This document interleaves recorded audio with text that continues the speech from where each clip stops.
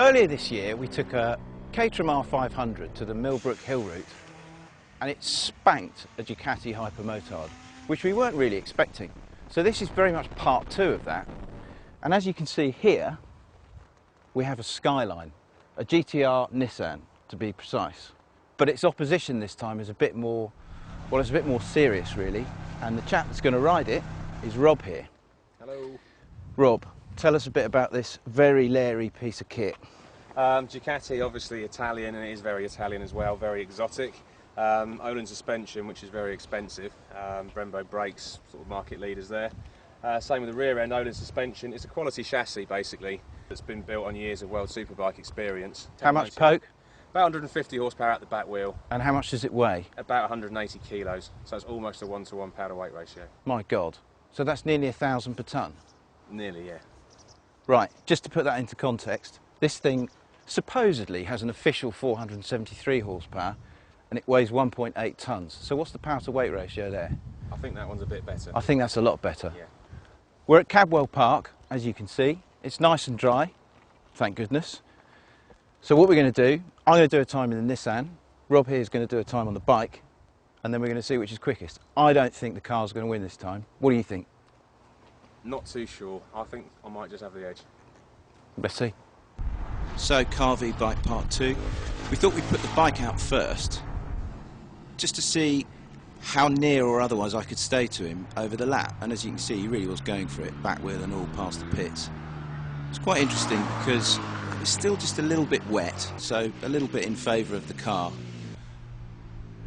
But right away, as soon as we set off, it just became so obvious that the bike was miles faster than the car in a straight line. I mean, look at that.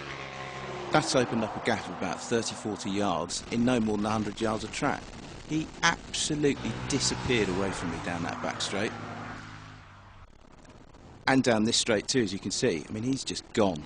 And there's nothing that the GTR can do to stay with that bike there. But as soon as you introduce the corners, and even more than that, as soon as you start introducing braking areas like here, the Nissan would just come right back up onto his back tyre. And in fact, I was having to back off a bit not to go into the back of him. Same thing here into the chicane. Big braking area, and look, just take yards out of him. I mean, he's very committed through here. He's very committed everywhere. He's a nutcase, quite frankly. But a very talented nutcase. But watch this under brakes. I mean, we've just got him easily in the car. And although he's, well, watch the commitment here. There's actually a bit of air under, not just the front wheel, but the back wheel there. I still think the car was quicker, and at that point, I thought we did have a little bit in the tank. He had done a 1 minute 44 second lap. So then we swapped. He followed me. Difficult thing for him was just how much faster the car was braking. And his main problem was that he was accelerating like a nutter down the straights, catching me up hugely. But then, as soon as he came into a braking area, he couldn't stop anywhere near as fast as the Nissan. And he actually thought he was going to go into the back of me on a couple of occasions. His eyeballs were starting to bulge at a few points. So this is along the back straight again, and he catches right back up. Right back up. I mean, we're going into that corner in the car, I think about 130, 125, 130.